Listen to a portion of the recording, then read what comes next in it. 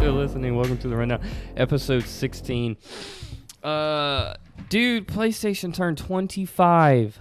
That's crazy, right? 25 years I've been playing PlayStation, and I want to get into that first. I want to kind of get to the end of the paper here, because I feel like there's a lot that we could talk about, and because I think after the N64, that was pretty much after the N64, that was my primary console. Yeah, I kind of bounced around a little bit, but I did have PlayStation 1 for a long time. Long time.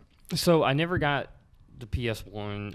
So I had the N64 for a super long time, and then for my 11th Christmas, my uncle bought me the PS2, and he bought me Blood Rain, Eternal Ring, I believe is what the game was called, and Metal Gear Solid 2: Sons of Liberty. That's not a nice, not a bad lineup. No, very nice. Yeah.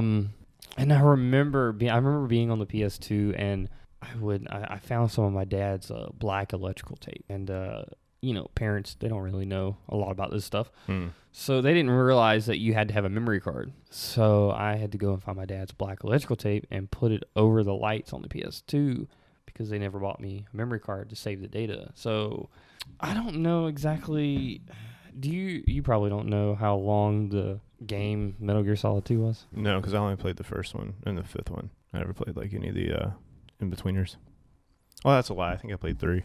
So the main story was 13 hours long, 15 if you did the extras.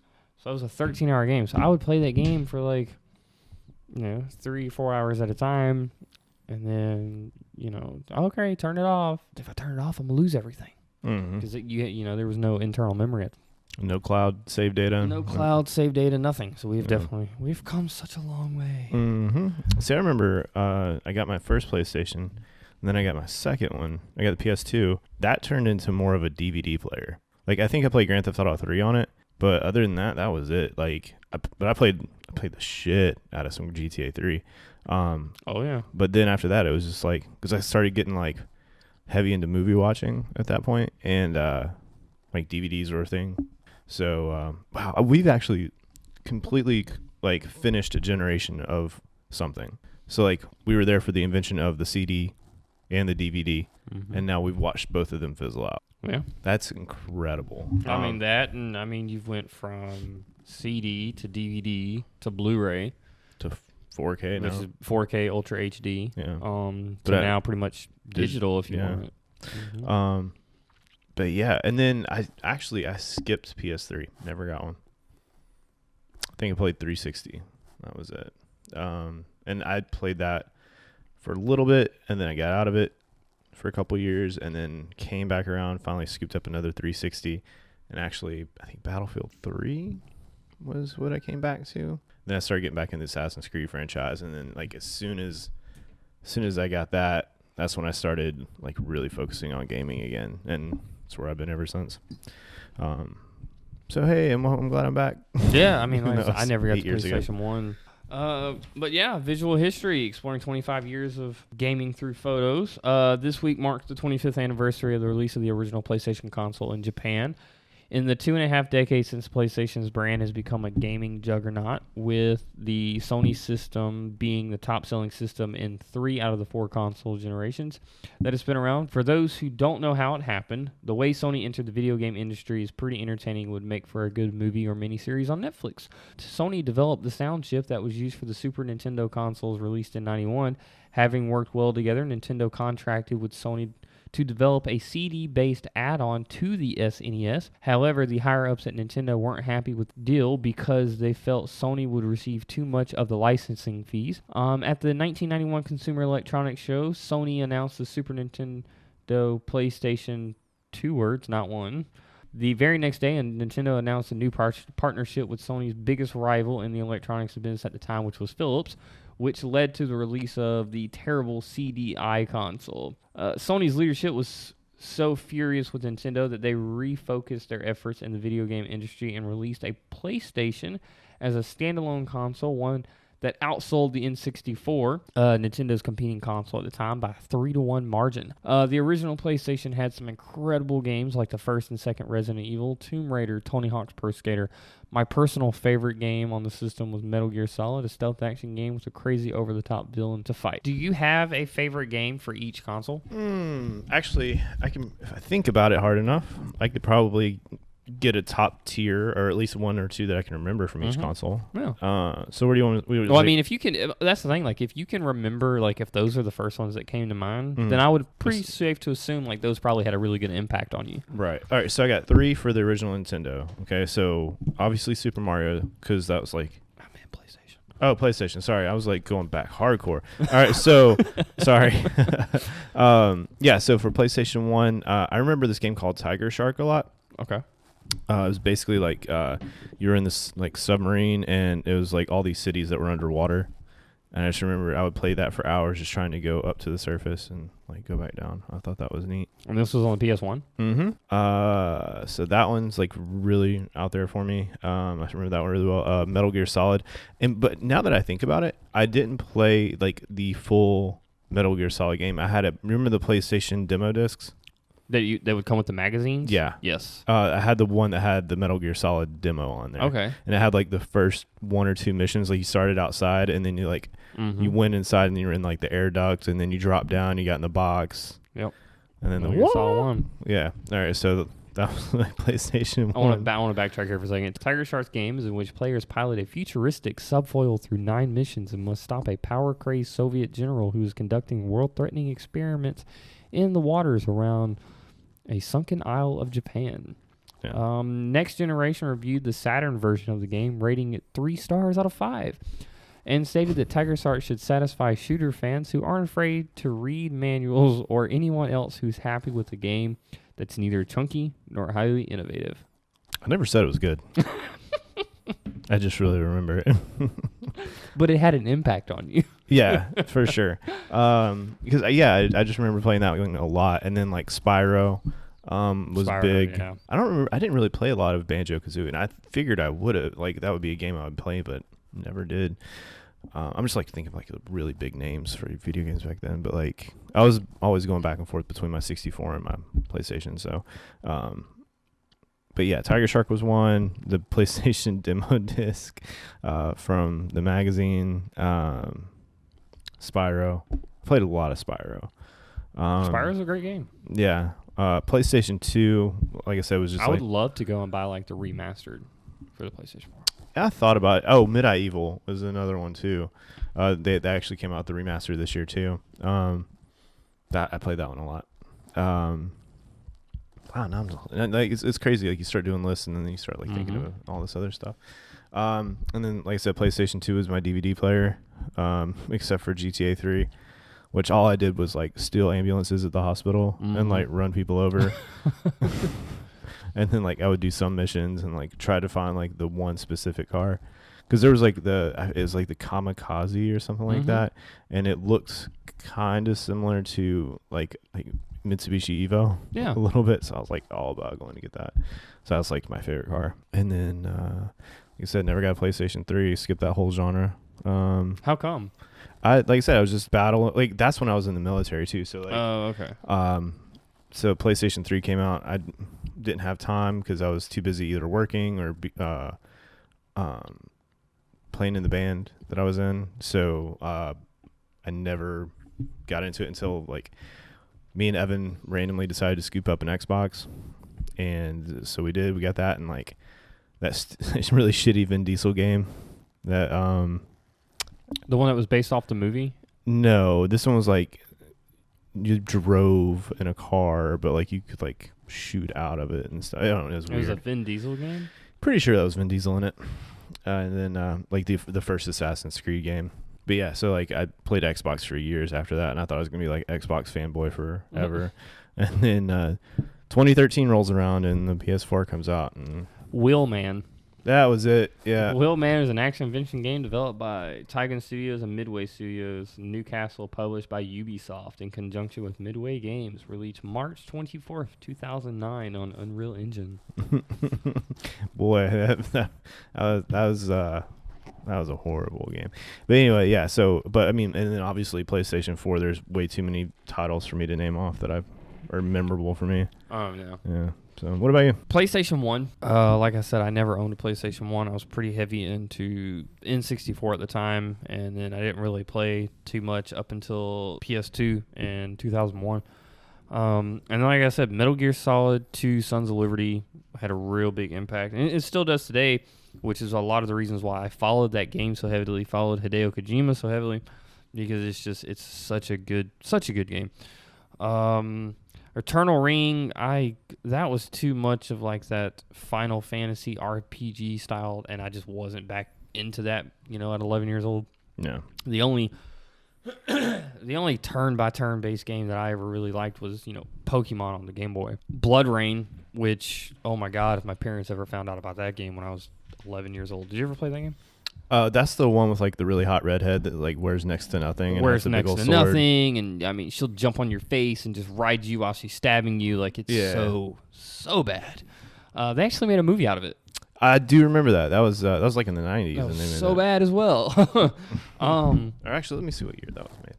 I wanted to say it was the 90s, but I'm pretty sure it's not. I think it's a little bit later. Blood Rain the movie? Yeah. No, that would have been early 2000s. 2005. Okay, so mid 2000s, yeah. Oh, starring Christina Loken, Ben Kingsley. Oh, wait, no. Yeah. Christina Loken, Ben Kingsley, and Michelle Rodriguez. Not a bad cast. You don't make video game movies. Plain simple. Yeah, she's not as revealing in this movie as she is in the video game, but... But then, honestly, from there on out, like, it was pretty much either demo disc or, whatever I could get my mom to rent me at the movie gallery. Oh, yeah. Or and then from there on out, it was about that. PS. I played a lot of the sports games, but I played like NBA Street or like FIFA Street or NFL Blitz, like those type of games. Yeah. See, I played all my sports games on 64. Mm-hmm. So like N64 Blitz. I had like Madden, Madden 90 or Madden 2000, Madden 97 or 8, but then I had Quarterback Club 98. And I always thought that game was really cool because like it had this thing, like this mechanic where you could, if you hit somebody hard enough, like their helmet flew off. And that was like super new for the time. Mm-hmm. And then I think Madden did it the next year or something like that. Oh, wow. Yeah. So and then I played like a lot of like basketball stuff and racing, and I've dabbled in everything. I don't just stick to like action shooters and FPSs like I do. Oh yeah, do a little bit of it all. I don't do card games or puzzle games. Like I can't do that. It's frustrating. But honestly, after the sports games, like I didn't really consider myself a gamer at the time. Like, yeah, I played games. It was fun. It was something that I did in my off time. I didn't really consider myself a gamer like I am now. But it wasn't until the PS3 came out, and then that's when you got like a lot of your hard-hitting impact titles that you have today, like The Last of Us or Drake's Uncharted, Tomb Raider games, things of that nature. Like a lot of your gripping games, and it was when I started playing those games on the PS3. Because the PS3, I mean, that was so revolutionary for its time. At the time when it came out, I mean, it had the best Blu-ray player on the market. But yeah, so I mean, it was games like that, and then now we have the PS4, which is also coming to its end. Yeah, it was holiday of 2020, right? It's when PS5 is supposed to come out. You can go ahead and sign up now for. Yeah, don't do that. No, don't pre-order it. Oh, why? Because man, you gotta think.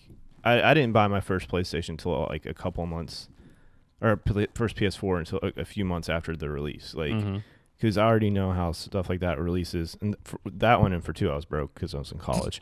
But it was also like a really good way to look at like things are gonna take time to settle down and like get bugs and kinks worked out and stuff like that. And like you never buy something that expensive, that mechanic heavy as soon as it comes out. There's gonna be something wrong with it. And then you buy it, then all the exchange programs don't really work the way that they're supposed to because there's limited quantities, and then you have to ship it off to Sony to get it fixed, and then you gotta wait a couple months to get it back. You can't really get a loaner. It's not like a car. So I'm gonna give it a couple months. And plus, we don't even have a final sale price. How you gonna I don't care. I don't. I don't care. If I have to take out $5,000 loan, I'll do it. I wouldn't go that far. I mean, what if it was like that ingenuitive though, like just that, like that newest, like had the coolest tech that nobody's ever seen before? As much as I love games, I couldn't justify it. I can justify as $500. Fine. I spent $500 on my Xbox One X. I spent $500 at a strip club one time. $500 on a console is fine. Fuck. Yeah, don't ask. That's a different story for a different day. I think to be honest with you, I think that's about as much as I could justify. I think that's like gonna be the average price point for most consoles now, because if you go any higher, you're getting closer to that $1,000 range, and nobody can really think to pay $1,000 for a console. Like I know I wouldn't. No. But I think 500 is that middle ground that you can sell it for $4.99 for a year or two, and then like $3.99, and then you'll still be making money on it until you get to the like bundle deals 5 years later that are $1.99. I'm paying that much. If I'm paying $1,000 for something, then I better be able to do more than just two things off of it. Mm-hmm. And typically when it comes to game consoles, it's playing a game or watching a movie. Like I better be able to do more than just two things off of something. Right. Like I'm curious to how much like the original consoles were. I mean, I guess there you go. IGN actually wrote an article on it, comparing the price of every game console with inflation. So if we look back, okay, here we go. We actually have a year and everything else. Cool. Nice. This actually goes all the way back to like the Magnavox Odyssey in 1972, which original price was $100. 2016 now it'd be worth about $600. But no, if we go to the PlayStation 1, which it released in 95 at $299. If we inflated it now, it'd be at $472. PlayStation 2, which came out in 2000, debuted at $299. PlayStation 3. And I remember the big controversy over that, which is when it debuted in 2006. It debuted at, what was it? It was like a 32 gig and then a 64 gig, if I'm not mistaken. Yeah, two of them. Yeah, which then gave you your $499 and your $599. Which is crazy because now we're paying $299 and getting a terabyte. Yeah, exactly. Oh man, but I remember that whole controversy. Mm-hmm. And then PlayStation 4 came out in 2013 at $399. So I see it staying between the $399 and $499 price. Yeah, which is fine. Oh, it was fun. Because I mean, there's still, if you look at it, you're going to spend $1,000 on that console in the first couple of years anyway, buying new controllers and headsets. Because I mean, when PlayStation 5 comes out, I'm not using the same headset. I'm going to use something like way nicer. Okay. Gonna upgrade a little bit. Cool. Maybe get some wireless ones. Don't forget to charge them. Yeah, no kidding. Yeah, no. Maybe depending on how the controllers are, maybe get like a backup one. So you're looking at $700 probably. Oh yeah. Easily, and then games and all that shit. So one final question for you in regards to PlayStation's 25th anniversary. In the 25 years that Sony has been doing this, do you have that one game that impacted you the most through the whole 25 years? Like one that has changed my life? Mm-hmm. Whether it was one, PS1, 2, 3, 4? Honestly, as much as I talk about it and I hate to say it, but it has. Destiny has completely changed. I've a lot of my friends that I communicate with on a daily basis are people I've met through Destiny. Like our buddy Joker and Dolan. Like Joker now lives in Georgia and he comes to town every couple weeks and hangs out. So that's awesome. And for a game to be able to do that, I think is really amazing. Not a lot of other games can do that, but Destiny sure as hell has. Yeah, awesome. Yeah, what's yours? Uncharted 1 on the PS3. Yeah, I can see that. I wish I could tell you there was something about that game that did that, but I really just couldn't. Like I fangirl and act like a little kid every time I see Nathan on that boat for the first time with Elena filming, and then the next thing you know, you got pirates, and I don't know, it was just something about that game that I loved so much, and then to be able to follow the story, and like each game just got better and better and better, and if I'm not mistaken, none of those Uncharted games had a review below 9. Yeah, nobody complained about those games at all. I mean, other than your online portion on like the fourth one, but that's neither here nor there. So clunky. Oh, it was so bad. And then, like I said, you actually got to finish the story, and it ended in such an awesome way. And it wasn't just, okay, yep, this is our job, and this is what we're going to do, and we love each other, and then the camera pans out, and whoosh. No, it was, they actually aged his face, and they aged Elena's face, and he had a daughter, and, they're telling stories, and they're going off on the boat, and that's where the story ends, and it couldn't have been more perfect. Uncharted is just fucking great game. All right. Speaking of things dying and wishing away, rest in peace to GameRankings.com. Older heads might remember GameRankings.com as a site that rounded up reviews from all over the place and gave them an overall figure out of 100. As a cornerstone forum arguments the world over back in the day, sadly, it is about to close its doors. I'll be honest, I wasn't even aware that the site was still around, so dominant and more scientific and not exactly helpful. Sister site Metacritic, both are owned by CBS. Did not know that. In this day and age, while OpenCritic also stolen much of GameRankings' thunder, the closure was announced earlier today, and the site will cease operations Monday, December 9th. After that, anyone visiting GameRankings.com will be redirected to Metacritic, while the entire GameRankings.com team will continue our mission to create informative game review content and bring reviews of classic games to Metacritic. Game Rankings was far from ideal, and indeed its shortcomings led to the creation of Metacritic's more curated approach in the first place. It casts a very wide net number of quality over reviews that incorporated, and once publishers and investors started paying attention to the idea of Metascore's late differentiated between reviews and fan blogs emerged. As an old head himself, the site was founded in 1999, and someone who more than once would have referenced game ranking scores in a GAF thread arguing about Zelda games, it is still sad to see part of our internet childhood fade away. Do you remember GameRankings.com?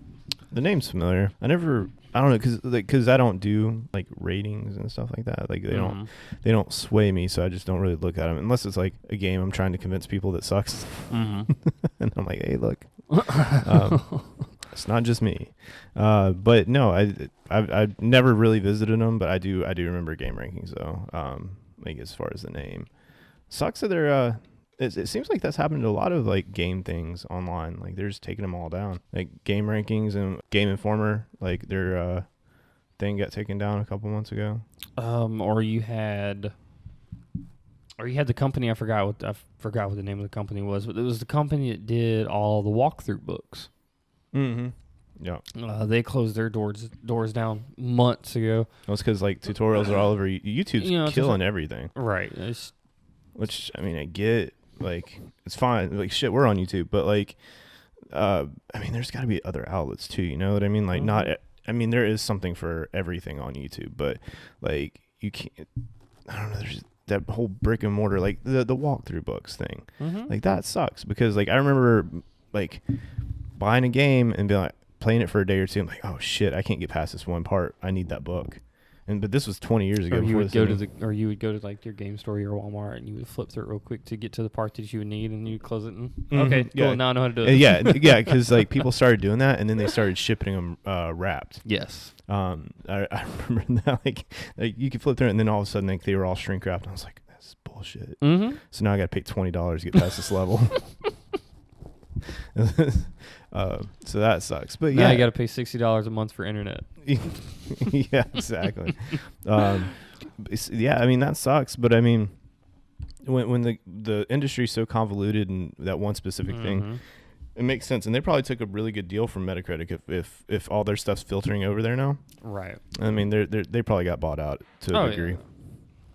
Well, we still have their sister site, Metacritic, and I mean, I remember back in the day, like seeing their names on, your Game Informer magazines or whatever because I remember certain magazines I would read, it would have one game and it would have like 3 or 4 different rankings from different people. Yep. Yeah, but now it's always like those. They only put like the Game Award nomination things on their advertisement. It's like this magazine said 9.5, Variety said 9.8, or UK whatever. So like they're only going to use the rankings that are above 9 anyway. So of course. Yeah. Speaking of things being convoluted, did you hear about this? Amazon customer buys Nintendo Switch but gets sent condoms, tambourines, and an electric toothbrush instead. That's awesome. Sounds like a fun night. Look, what was the hold on, go back. They ordered what now? They ordered a Nintendo Switch off Amazon, but they got sent condoms, a tambourine, and an electric toothbrush instead. Now, is that like a nationwide thing or is that like a localized thing? It was in the UK. In the UK? Man. There are reports coming out of the UK that at least a dozen people who bought a Nintendo Switch as part of an Amazon's Black Friday sale did not get sent a Nintendo Switch. Instead, they received everything from air fresheners to photo polymer resin instead. The Mirror has been rounding up some of the complaints, which have prompted an apology from Amazon, and promises the company will be investigating exactly what happened. The issue doesn't appear to be as simple as an error in order, like a SKU mix-up where everyone who ordered a Switch got a PS4 instead. Since those affected and receiving completely random items all over the country, some of the other mistaken products sent out include Remington facial trimmer, bed sheets, Legos, dog food, dishwashing powder. Amazon's apology reads, "We are really, really sorry about that, and we are investigating exactly what happened. We are reaching out to every customer who's had a problem and made us aware so we can make it right." So money back and a free Switch. Probably not. Can I keep the condoms, though? Yeah. I was thinking about I was saying, like, some of the stuff they're getting is like probably pretty helpful. Like maybe like whoever got the dog food was like, "Oh shit, I'm low on dog food." Right? Like, this is good. This works out. Damn, I am going to see my girl tonight. Thank you. My FBI agent also works at Amazon. Oh, that was great. Yeah, I threw that in there for a good laugh. I saw that and I was like, that's pretty great. That's not a man. That sucks though. Like, could you imagine like you spent like $200 or whatever on the Switch? And Switch Lite's $200, standard Switch $299. Or is that what the Black Friday deal? No, that's the standard price. Oh, well, I'm talking about like how many cups of tea they would have to pay for Black Friday, because this is all UK, right? Mm-hmm. Yeah. So I mean, like, what was the deal over there for Black Friday? Like 20% off? Oh gosh, there's no telling. I mean, it's not anything we got. The only thing we got from Nintendo is the same exact bundle that they did last year on Black Friday, which was buy a Switch, you get Mario Kart 8. It's the same bundle they did last year. Oh wow, that sucks. You did get a free screen protector, but it's the same thing as last year. Who cares? That's crazy though, because like there's so many new games that came to Switch this year. Mm-hmm. But yeah, dude, I could just imagine how mad I would be if I paid $200 for a Switch and then like I opened the box like ready to play it, and it's like condoms and a meat thermometer or like whatever the fuck they got. Mm-hmm. Condoms and a meat thermometer, like lug nuts and like cherry flavored. I bought Michelle a meat thermometer for Christmas. Did you? Mm-hmm. Nice. She's been asking one for months. You guys doing a big old spread for Christmas? Now that she has a meat thermometer, you can do some like ham and turkey. No, she has to work Christmas Eve night, so she won't be home until like 7 a.m. Christmas morning. So that means I get to play Santa Claus. Oh, nice. Which is fine. Michael Samuel doesn't listen to this, does he? No. Don't want to ruin it for him. No, I can't get him sit still long enough. Oh, well, whenever he gets that Switch, he will. Speaking of handheld, Sony confirms that PlayStation isn't making another handheld console. The PSP sold quite well for Sony Interactive Entertainment. Its successor, the PlayStation Vita, sold miserably for it. In fact, it was such a colossal fail for the PlayStation makers that the handheld console virtually became a meme, despite there's been a scuttlebutt suggesting PlayStation may give the handheld gaming market another shot. Once thought dead, the Nintendo Switch has proven that there's still a considerable demand for portable gaming consoles, and thus some theorized that Sony would make a triumphant return to this space sometime in the near future. Bad news, though, is that isn't happening. Speaking to Gaming Forward, PlayStation boss Jim Ryan confirmed that Sony isn't interested in making another portable PlayStation console, noting that it's simply just not in the business for it anymore. Jim Ryan coincides he was one of the few hundred people who thought the PlayStation Vita was brilliant. PlayStation Vita was brilliant in many ways. The actual gaming experience was great, but clearly it's a business that we are no longer in, said Ryan. Of course, this doesn't mean PlayStation will never make another portable gaming console. It simply means that it's not in the pipeline right now. In other words, it looks like Sony is planning on focusing all of their time and effort on the PlayStation 5 and some of the services around it, such as PlayStation Now and PlayStation Plus. PlayStation Plus going forward On the other side of that, it seems like it will be chipping away at PlayStation VR, which looks destined to be the next PlayStation Vita in many ways. As you may know, the PlayStation Vita, PlayStation's last foray into the space, hit back in 2011 in Japan, but didn't come to the States until 2012. Unlike the PSP, which sold quite well, the Vita flopped at launch and never recovered. Among other things, it lacked compelling software, which is why it only sold 15 million units to date, a number the Nintendo Switch eclipsed very quickly. Again, one day PlayStation may return to the space, but for now it seems like they just want to play portable console gaming away, and you will need to buy a Nintendo Switch, which unlike the Vita has a plethora of great games to play, many of which you can't play anywhere else. Did you ever play any of them? No. I got no dog in this fight. Because I just don't know. I don't understand the whole portable aspect of gaming. I really don't. Like, Game Boy was for the shitter. And road trips, that was it. But like I feel like they're focusing more on like the portable gaming to be like you're always going to have it on you. And it's just not, I don't know. That's just me though. I never jammed out on it. I know you're pretty heavy on the Switch though. Yeah, because I also understand it, like there's a lot of reasons to have one. So when you have people who travel all the time, boom, got something on the plane, got something on the train, got something in the backseat of the car.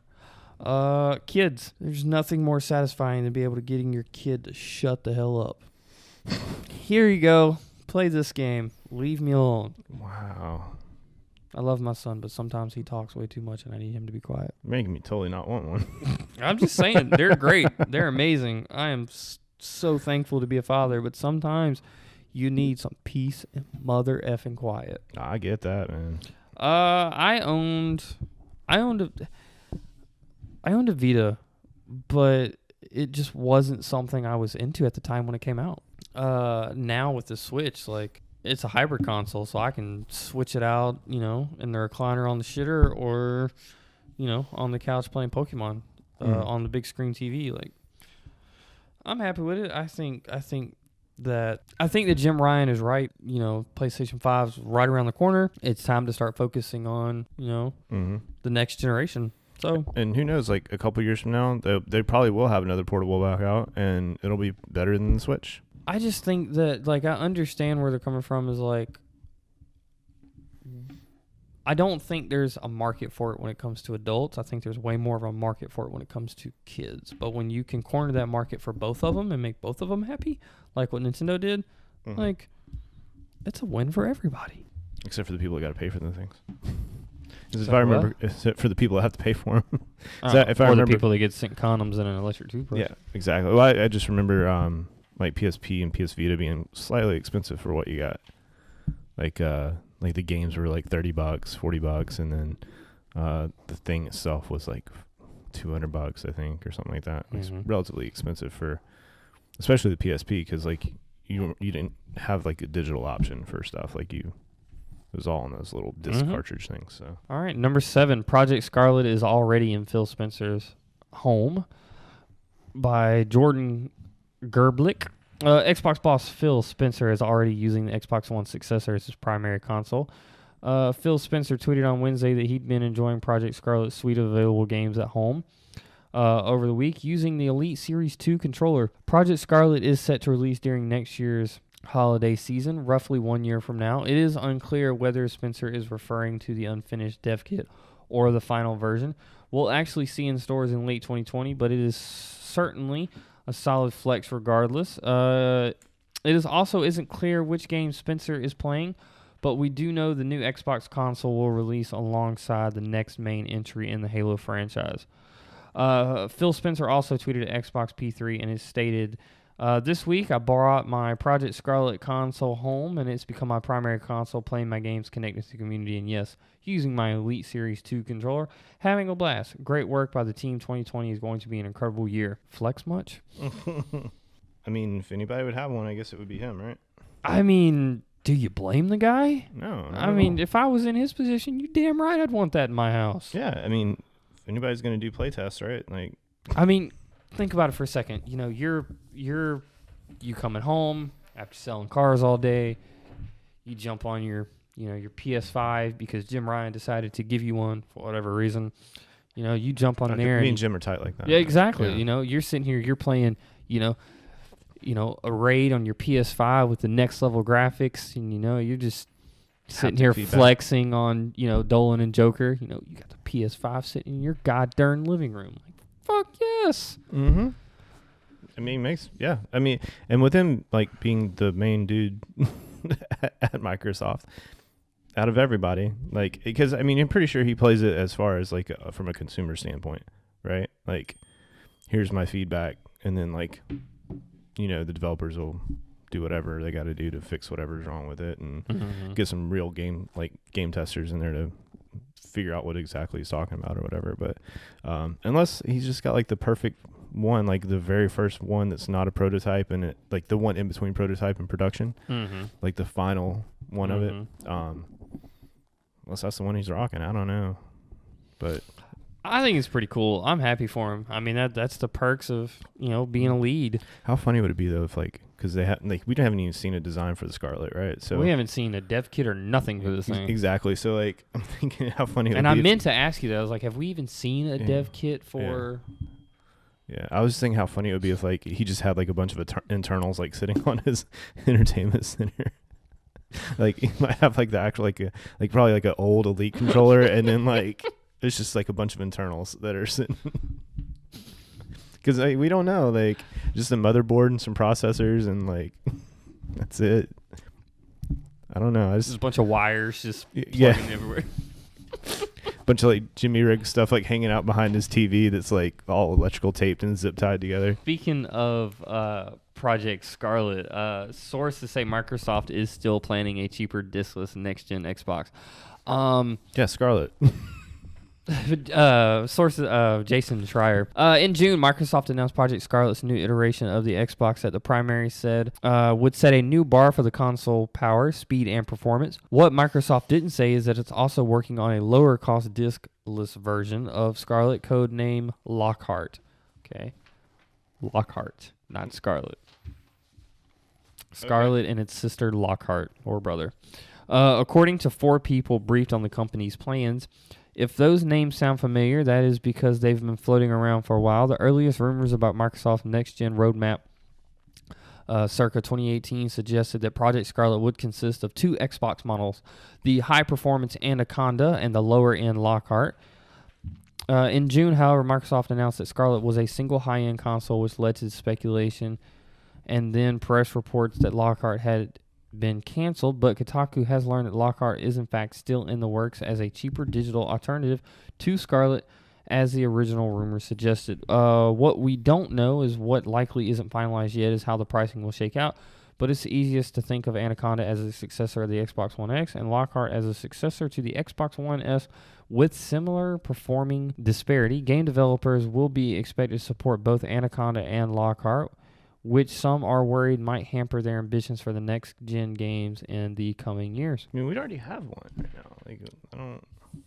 Yeah, we already have one right now, but we don't have one with the next-gen internals. Spencer does.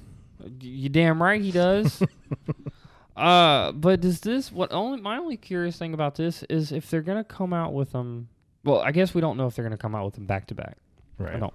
But hypothetically speaking, let's say that they do come out with them back-to-back and come... God, could you imagine if they released on Black Friday?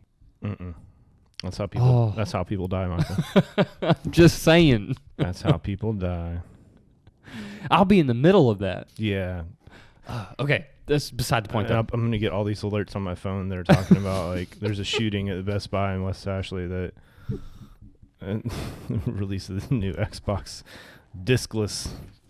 Okay, but just hypothetically speaking here, let's say that December 1st, Xbox Scarlet drops, but it also drops with Xbox Lockhart. God, I gotta get used to saying that now. And they drop. But does this hinder them from coming out with a cheaper model 2 years down the road like they do with the, Well, that's what the PlayStation has already done once now, and Xbox has already done. Yeah, that's what I was about to say. 4 times. PlayStation already did the Slim. A year or two after. They did the PlayStation, then they did the Slim, and then they did the Pro. And then Xbox did the original Xbox, and then they're like, oh, that power brick is too damn big. Now let's come out with the Xbox One S, which was the white one. Then now we're going to come out with the more powerful one, which is going to be your Xbox One X. Oh, wait. No, you need a discless Xbox One X, so we're going to give you the Xbox One S digital version.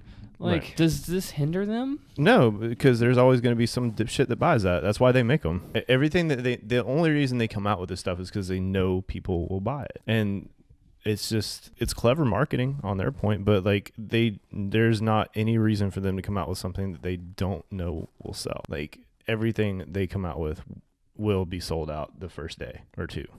Like that's just how it goes. But it can't be cost productive. Yeah.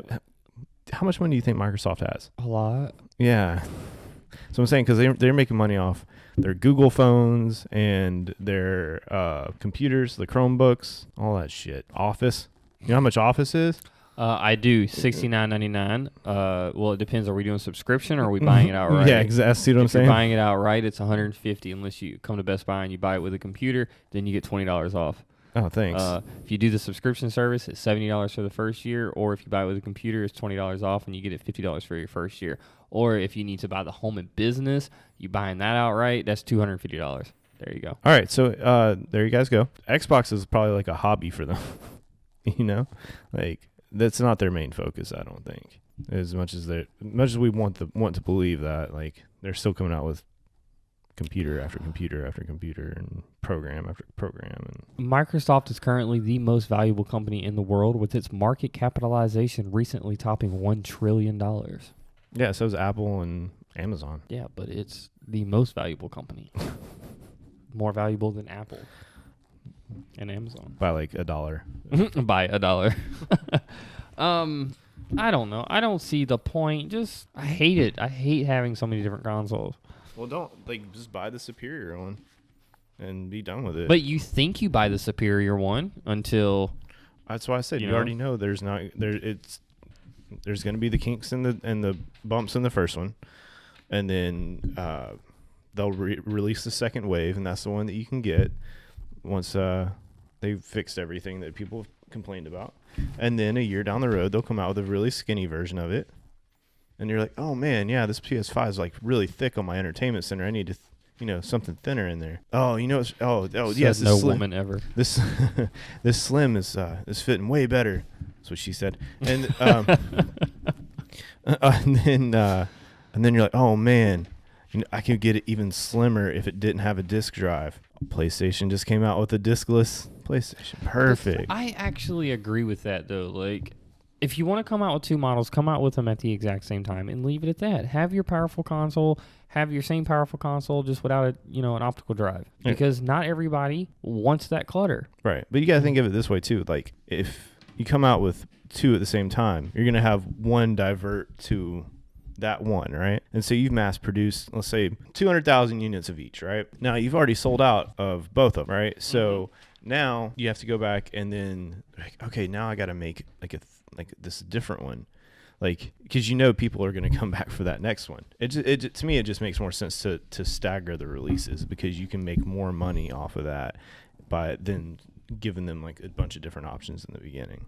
Okay. Because you're going to obviously sell out, right? Mm-hmm. And then once you re-release something, then they're going to be like, oh yeah, I need that. Cool, bait and hook them in, like get them in, buy that one. And then that's how you keep making more money. If you keep doing multiple releases of something, you're going to have to pick and choose. You're right. I agree with that. That's I don't know. That's just my argument. I don't know. I'm not a developer, nor am I a manufacturer of these. So I just talk with you on a podcast on a Sunday. That's all I do. I mean, what else would we be doing, right? Exactly. Let's get into one of your favorite topics that we enjoy every Sunday. Oh, great. Jeff Tangent time. Hideo Kojima. Hey. Well, which one you want to start with first? Metal Gear movie or Death Stranding 2? They're both pointless.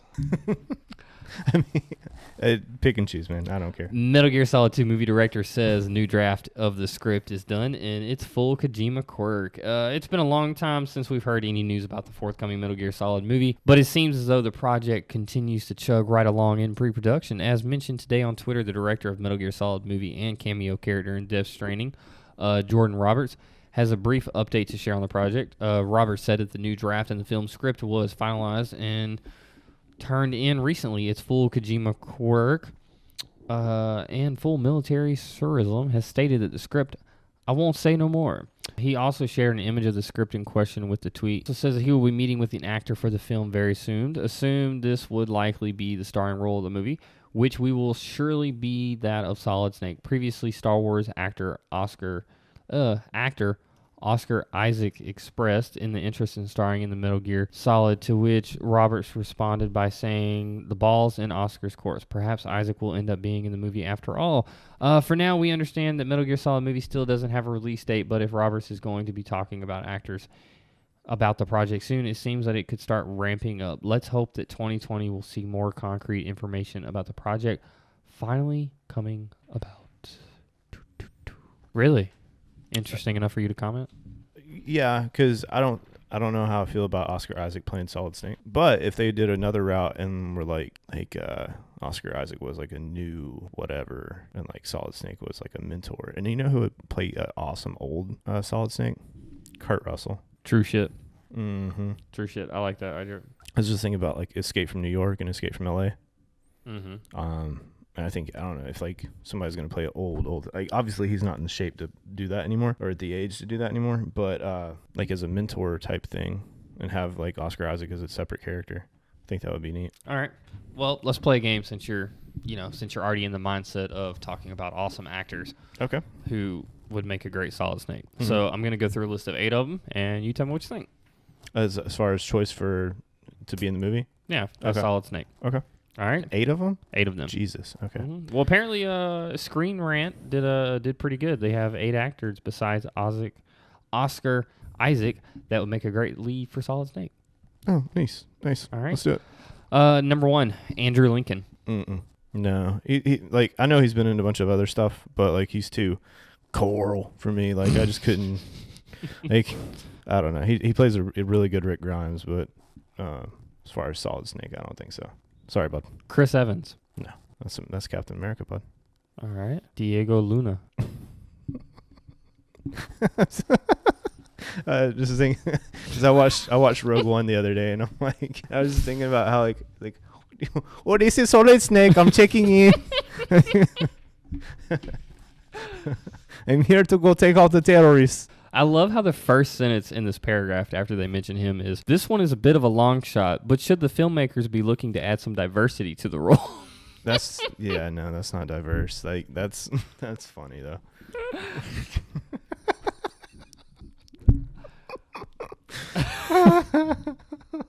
All right, sorry. Go ahead. Dylan O'Brien?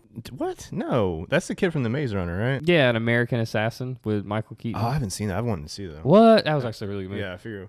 But I don't know. Like, No? what year? Like, is this supposed to be like? We don't know. These are all terrible choices, Screen Rant. All right. Number 4, and I'm gonna go ahead and say no to this one, just for the sole fact that I don't like him. Jake Gyllenhaal. No. Yeah, I can't really see him playing that. This one's very interesting. Hugh Jackman. Oh, this is Snake Bliss. Or no, this is Solid Snake. No, I mean, he's the more logical choice out of the ones so far, I think. I don't know. Yeah, I mean, it's whoever can portray Snake the best. You know, like that's the thing. Right. You got 2 more. Christian Bale. No. What'd you take? I'm just like I'm like thinking of like all the, like none of this is going to be accurate, but like I'm just like in my mindset, like that's what I'm picturing Snake sounding like. But you like can't picture a Solid Snake without picturing any of these actors crawling around in a cardboard box. Who's going to play the cardboard box? All right, you ready for your last one? Yeah, hopefully this is better than any of them. Mads Mikkelsen. What? The only reason he's saying that is because he's in Death Stranding. That's the only reason. But oh my god, these are all horrible choices for Snake. Like, I think he should just be a no name, to be honest with you, and it'll turn out way better. Paul Bernthal. No, no, that's too much. I mean, he might be okay, but he wouldn't. play a good Snake. And I'm trying to figure out like. I said Paul Bernthal. I meant John Bernthal. Yeah, I knew who you're talking about. I'm trying to think like I'd rather just have a no name. No, and I actually agree with you wholeheartedly on that. When you have a new movie that comes up in Hollywood that's already has a really big following, that's getting its first ever really big movie, I don't like when you take real big name actors and put them in that role. Mm-hmm. Give it to a no name. I think that's perfect. Honestly, I just had an idea, and this one's probably not going to be the best one either. Mm-hmm. But oh god, IMDb's got a whole list of them too. But I was thinking like Joel Kinnaman might be okay. Mm-hmm. Because he can like, I don't know, he's not a bad actor. He's just been given like not the best roles. Like he can act, but like he's just not given the proper tools, I guess. That's the best way to put it. Like some of these are horrible. Like IMDb's talking about like Dennis Leary and who's Hawkeye? Jeremy Renner. Yeah, how about him? Oh no, he threatened to kill his wife. Oh, okay. That has nothing to do with his ability to play That's a Solid big Snake. no. Yeah. Is he still getting his own series now? I don't know what's going on with that. That's it was like give me my kid or I'll kill you or some shit like that. It wasn't like I don't think it was like a real death threat, but it's probably like a passion thing. But like honestly, like to me the best story would be continue off from where Metal Gear Solid 5 stopped, right? Mm-hmm. Like I haven't finished it, but like the game's been out for years. So does he die at the end of that one? No idea. Okay.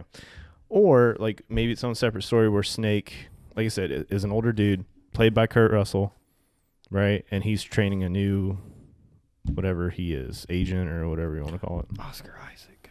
Okay, fine, yeah, but he's not Snake. He's not, but now that I see the Solid Snake and his face beside each other, it just kind of fits. And plus, I'm not going to say he's a no-name actor, but I mean... He's been in a lot of stuff, a lot of good stuff. The only thing I can think of is Star Wars. Ex Machina. Never seen it. Oh, dude, it's so good. X-Men Apocalypse, which, I mean, it's not great. Oh, God. No, I don't watch X-Men. But yeah, so, like, he's not completely unknown. Mm-hmm. And he's in all 3 of the Star Wars movies, so freaking Poe Dameron, man. All right, well, moving on. Death Stranding 2, Kojima says he would start from zero. Hideo Kojima says he would consider making a sequel to Death Stranding, but it probably wouldn't continue on from the first game. In an interview with Vulture, Hideo Kojima discussed the possibility of working with Norman Reedus again, and if he did it, it could be a sequel to Death Stranding. That said, if he were to start from such a project, Kojima says that he would start from zero. With that presumably means is the second game wouldn't continue any plot points from the first game. Perhaps the 2 games would be connected by sharing the same universe or exploring similar themes instead. Norman Reedus, of course, plays the part of the main character from Sam Bridges in Death Stranding. So it could be that he reprises his role in the sequel, but it isn't the main character, but instead simply interacts with one of the plots from time to time. Aside from the possible Death Stranding 2, in the interview also reveals why Kojima added online components to the game. After watching Martin Scorsese's 1976 film Taxi Driver, Kojima realized that people all over the world felt the loneliness that he did as a kid. That feeling of wanting to alleviate loneliness led to the social strand system. Kojima quoted, "That's why I added the indirect online connection in the game so that people would feel it's all right." It's okay, Kojima told Vulture. You're relieved that you're not alone. You see other people's footprints and think that it's not just me here. Kojima also said that the terrifying ocean-based imagery in the game, seas of tar and giant squid monsters, stems from his fright when his late father pushed him out into the ocean on a boat when he was a kid. I can see that why that would be terrifying. Mm-hmm. I feel for you, buddy. Is this what we want? I think, and I've said it 100 times, the man has one of the weirdest, most craziest minds in the video game industry with such a lucrative imagination, which is why we got Metal Gear, which is why we got the characters from Metal Gear that we did, which is why we got the amazing story of Metal Gear that we did, and now we have Death Stranding, which is super cool. What was that one Metal Gear movie or game that wasn't that good, where you weren't Snake at all? Keep wanting to say Ryzen, but it's not. Rising? Yeah, no, that's it. Is it Rising? Yeah, Metal Gear Solid Rising or something like that. Yeah. Sorry, I didn't mean to interrupt your train of thought. You're good. Yeah, Rising. Okay, that is right. So yeah, Metal Gear Solid Rising. Which I mean, he plays a role, but yeah, that was just a whole another continuation of the story. But then now that he's had that, that public dispute with Kojima Production, or not Kojima, Konami, and now he's ventured off and doing his own thing now. Like, I could only imagine that there's so many thoughts and ideas rambling around in his head that he might not want to do, a sequel. I would like to see it maybe shared in the same universe, but I don't think we need a sequel. No, I mean maybe like how Walking Dead did like their show, and then they have Fear the Walking Dead, which takes place like completely somewhere else. Third one now too. I don't know what it's called though. Yeah, so I mean maybe something like that, like the same thing, but like another mailman and a competing delivery service who also has a puppy but not a baby that can communicate with the PTs. You're trying to rebuild the world, okay? No, I understand. That's what I'm saying. Like, he's a rival. So kind of like how you have FedEx and UPS? Yeah, like a rival delivery man. And it's the same story. But you play as not Sam Bridges, whatever, Porter, but like a John Jacob Jingleheimer Schmidt. And I think that's the best course of action to take for that. So there's my thoughts on it. Last thing that we're gonna get into today is Game Awards are this week. Excited? I will look at them when it's over with, but like I already know that none of the games that we picked out are gonna win. Probably. That's just how that works. What I thought was really interesting was that we do have PlayStation's final state of the play this week, with the Game Awards this week as well. Oh, neat. So we might get some more stuff from like early spring games coming out. Right, exactly, which is what I'm super excited about. Maybe get some more Marvel's Avengers stuff. Marvel Avengers, maybe that Iron Man VR. Maybe some, I mean, I know those Ubisoft games got pushed back for a while, but I mean, maybe like a little glimpse at something from them. That would be, I mean, there's all kinds of stuff that's possible as far as, what's shown. I guarantee it'll probably be the Iron Man VR and like Avengers thing and Ghost of Tsushima. Oh, isn't that out in May or June? Possibly, but yes. So PlayStation's new State of the Play will air on December 10th, which is 2 days from now. Sony's pre-recorded presentation will last roughly about 20 minutes long. It kicks off at 2 p.m. UK time. There's around 20 minutes of new game reveals according to announcement on PlayStationblog.com. Expected release dates, announcements, and new gameplay footage too. From a tweet from PlayStation directly, 2019's final episode of State of the Play kicks off Tuesday, December 10th at 6 a.m. Pacific time. You will roughly about 20 plus minutes of new game reveals and updates. Sony hasn't confirmed any games for the showcase, but that hasn't stopped speculation. Ghost of Tsushima YouTube playlist just got updated yesterday, and Resident Evil 3 Remake is still lurking somewhere out there. It's worth bearing in mind Capcom's Resident Evil 2 Remake was unveiled as part of PlayStation's E3 2018 press release conference. If you're hoping for PS5 details, you're out of luck. It probably bears repeating, don't expect any updates related to our next-gen plans, the PlayStation blog post says, for the showcase. Yeah, I mean, other than something new, that's pretty much all I would expect would be Resident Evil 3, because Resident Evil 2 did so well, or the remake did so well for that. Ghost of Tsushima, and something new, I guess. I really don't know. Yeah, well, I mean, the Avengers probably. No. Because that's starting to get a lot of traction now. Because they showed off some new gameplay a couple weeks ago, so it's starting to track a little bit more again. I mean, maybe some like just announcements that we aren't ready for, or something new. Like you said, something new. That would be nice. Something else to look forward to for maybe summer 2020 or holiday 2020. Because I mean, this year it's not too full as far as like games I'm gonna want to get, like Avengers and Cyberpunk. That's really like, I don't know if we ever had the conversation. Are you going to play The Last of Us Part 2? Maybe. I mean, now that it's in kind of limbo when it's coming out, like it just got, I think I'm going to kind of do what you did and like replay the first one just so I can kind of like get caught back up on the story, because obviously I was wrong about a bunch of shit. So, but I did play it. No, no. Well, you gotta remember, it was a game that was on it was on a generation ago. Yeah, it was PlayStation 3, yeah. And then I remember when you bought a PS4. It was actually part of the bundle. Was The Last of Us Remastered. Yeah, I remember that. And that was a pretty good deal too, because like, that was still like a full price game. So I mean, honestly, I think that's my big game for next year is going to be The Last of Us Part 2. I think once that comes out and I play it, and I beat it, I'm just gonna be like, that's it. My world's done. You're not going to play Avengers with me? No, I probably will. But, I mean, the way that you're looking forward to Avengers is the way that I'm looking forward to The Last of Us. So. Oh, I gotcha. That's all. Man, what if, like, Last of Us was co-op, though? Somebody played as Ellie and somebody played as Joel. Nah, that would be super cool. Yeah, that would make it all right. Did you ever play the game A Way Out? Oh, that's with the guys that are in prison, right? Mm-hmm. Yeah, no, I know that was a co-op game, but I never played it. So that was actually a super cool idea, was that if somebody bought the game, like the second person didn't even have to own the game to play the game with you. Really? They just had to download the game from the PlayStation Store, which you didn't even have to buy. You can just download it as like the second player or whatever, and then you could just log in with that other person, and you can play the co-op game right along with them.